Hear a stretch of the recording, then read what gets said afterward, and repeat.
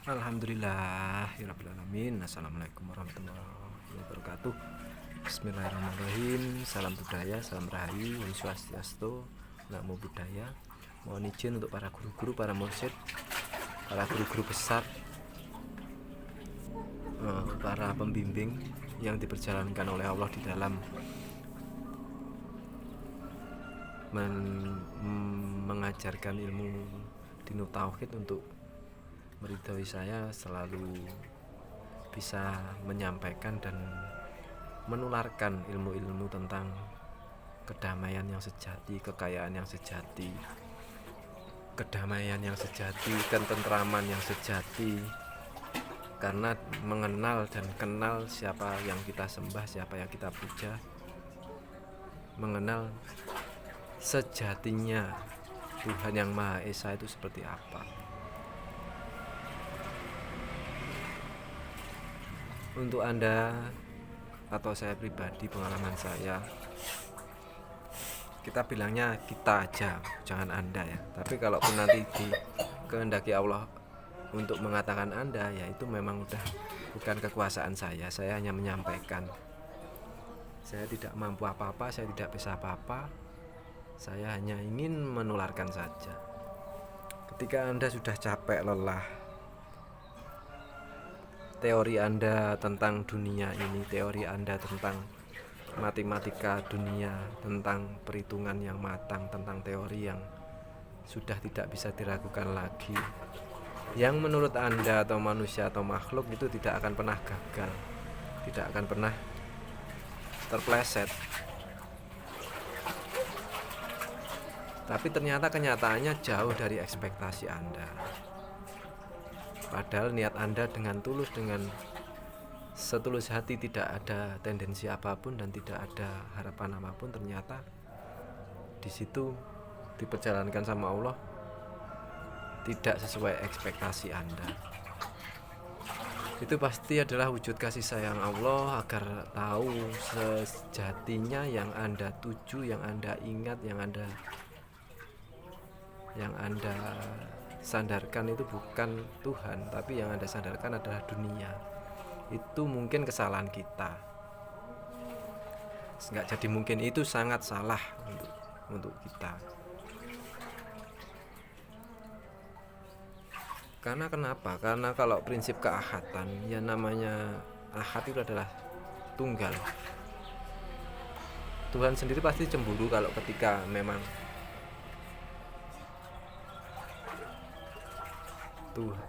kalau makhluk itu menduakan Allah. Contoh menduakan apa? Mempunyai tendensi atau memulai harapan selain Allah, selain ingat Allah, selain mengenal Allah. Harapannya apa ya? Pasti harta dunia, harta benda.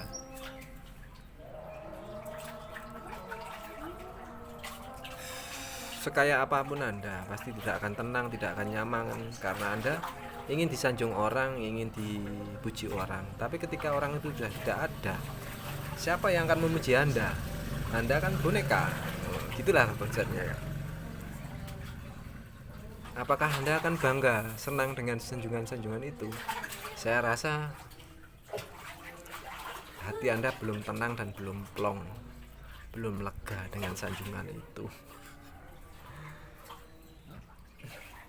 Tapi ketika Anda sudah tahu yang namanya ilmu dinu tauhid, pasti Anda akan diperjalankan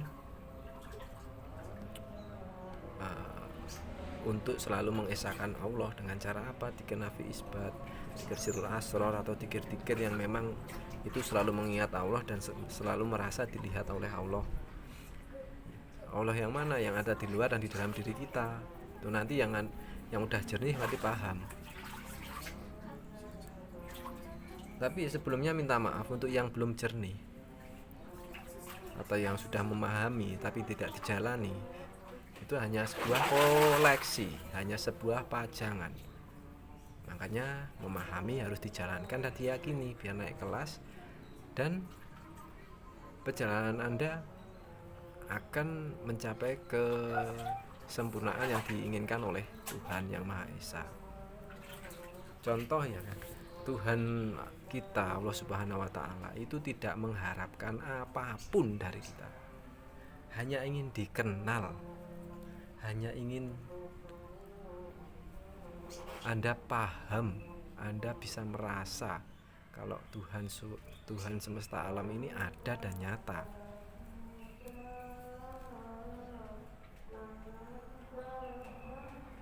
Tapi lewatnya apa ya? Memang prosesnya makhluk ya penghambaan. Tapi ketika Anda masih kalau masih belum kaya, belum menghamba. Saya belum mapan, masih belum mau menyembah. Wah, terserah Anda. Semakin Anda tersiksa ya monggo. Kalau tidak segera tapi tambah tersiksa Anda kuat ya silahkan gitu loh. Itu sangat nyata dialami banyak teman-teman saya dan saudara. Makanya segera pelajari, dalami ilmu dinu tauhid, yakini, jalankan. Segera baiat, segera menyambungkan tali ruh atau keterikatan Anda dengan Allah langsung. Sangat-sangat disayangkan, sangat-sangat disayangkan, sangat-sangat mengecewakan, sangat-sangat menurut saya sangat, ya maaf ya, sangat hina di hadapan Allah. Karena kenapa? Ketika Anda nanti ketika Anda diperjalankan oleh Allah untuk Allah sendiri ingin dikenal, Anda diperjalankan dengan bermacam masalah problematika dunia.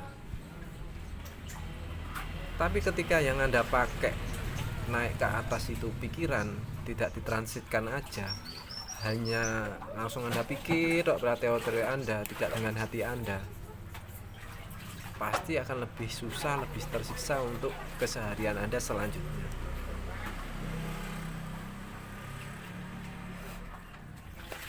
Teori Anda gini gitu. Pikiran Anda pasti bisa memecahkan sesuatu. Tidak akan pernah bisa. Tidak akan pernah mampu manusia. Yang memampukan hanya Tuhan. Dan saya minta maaf sebelumnya ya. Pasti keluarga, teman dekat, saudara itu nanti akan jadi korban Anda juga.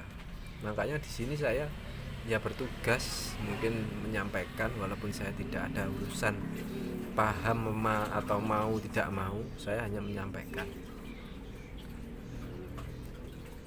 Saudara jadi korban, teman jadi korban, semuanya yang Anda kenal akan Anda manfaatkan. Sampai kapan Anda bisa menjalani seperti itu?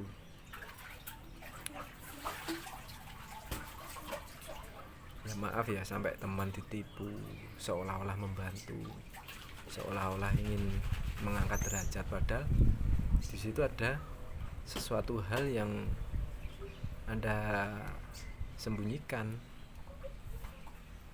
Tapi di dohir kelihatan rapi, kelihatan baik, tapi batin nggak akan pernah bisa bohong.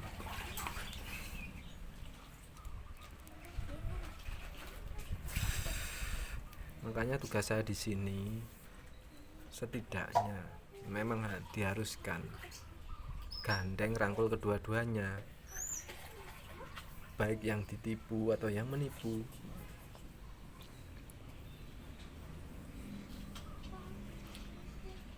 Saya keingat sama Dr. Fahruddin Faiz ya, ketika memang orang memang belum fana, masih aku sangat kasihan sekali. Karena kenapa? Dohir itu memang tidak bisa dibaca ya, dohir itu tidak bisa dinilai. Maksudnya dinilai gimana? Contoh aja, Anda jalan di pasar, seumpama ada copet, semua copet jalannya sama, tapi hatinya pasti ada berbeda, tapi kan semata-mata sama. Contoh lagi, ketika Anda ke masjid, ada orang mau mencuri kotak amal, tapi ketika dilihat orang lain dia pura-pura sholat, kan kelihatan baik, padahal di dalam hatinya jelek. itu kan kita harus peka. Dan itu kalau tidak punya keterikatan langsung sama Allah, ya mungkin tidak diperjalankan atau tidak bisa mengetahui apa niat dan apa keinginan orang itu. Makanya saya harus menggandeng kedua-keduanya. Ketika memang dikehendaki sama Allah untuk membantu keduanya, ya pasti akan dibimbing Allah untuk kita memberitahukan mungkin kepada ya si korban, kita harus membekali, jangan sampai seperti ini. Dan kepada yang pelaku, kita kalau memang tidak bisa ditegur, tidak bisa diperingatkan, ya kita harus berniat saja. Saya niatnya ingin membantu, menggagalkan bahwa keakuan makhluk tidak akan pernah sempurna. Keakuan kita nafsu tidak akan pernah sempurna. Pasti ada yang membantu, pasti ada yang menolong. Tapi nanti kedua-duanya sama-sama buta atau salah satu saja yang buta, ya tidak masalah, itu sudah hak prerogatif Allah. Terus terang ya kayak capek ngantuk, tapi ya nggak masalah, memang diperjalankan seperti ini ya. Karena saya sangat malu ya ketika kita sudah dilayani senikmat ini dan seluar biasa ini, tapi kita tidak pernah merasakan ya, tidak pernah peka ya dengan semua itu. Inginnya yang instan, inginnya kerja itu yang enak, duduk-duduk. Anda nggak tahu utang saya banyak, saya banyak, tanggungan saya banyak. Anda nggak pernah yakin, makanya yakin, pahami, yakini, jalani. Karena Anda tidak pernah yakin. Yang mampu Allah, yang bisa Allah. Yang mencukupi semua ini hanyalah Tuhan yang Maha Esa, bukan Anda, kan gitu. Ketika Anda pun meninggal, Anda pun sudah tidak ada di sini atau sudah tidak ada di dunia. Yang Anda tinggalkan akan baik-baik saja, akan diatur sama Allah, akan dijaga oleh Allah sendiri. Gitu loh. Tugas kita wayang, tugas kita boneka. Mau dikeplek-keplek nih, mau dibanting, mau dibuang, monggo, ngono tok. Ya, maaf ya, makanya kasihan ya. Sebenarnya saya tidak rela kalau Anda tetap seperti itu. Kasihan Anda, kasihan yang masih di perjalanan seperti itu. Sampai kapan Anda tidak menemukan ketenangan itu? Anda masih gengsi, Anda masih punya rasa ego, masih punya rasa keakuan, masih pengen dipuja. Aduh,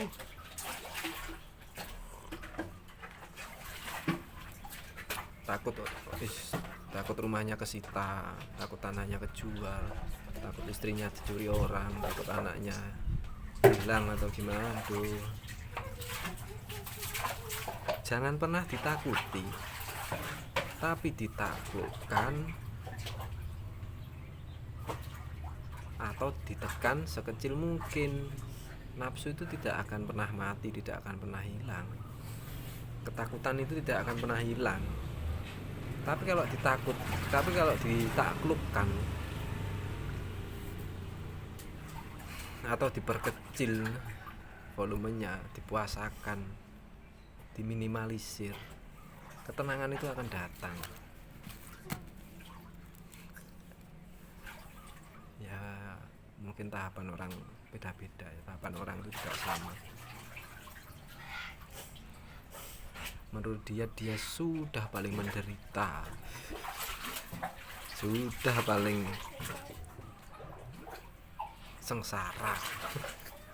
Padahal kita teman-teman, guru-guru pembimbing semua itu sudah lebih jauh dari itu kalau masalah penderitaan di dunia. Karena mungkin beliau memang dikehendaki sama Allah, peka dan merasakan ini kasih sayang Allah. Apa yang dimau, apa yang diminta Gusti Allah sudah dijalankan, pahami, belajar, yakini, biar naik kelas, jalankan. Jangan cuma teori saja, cuma memahami dok, tapi tidak segera Anda yakini dan Anda jalankan. Akhirnya bahaya, bisa menimbulkan hasut. Ya maaf ya, makanya banyak teman-teman saya yang hasut sekarang, tapi sangat halus.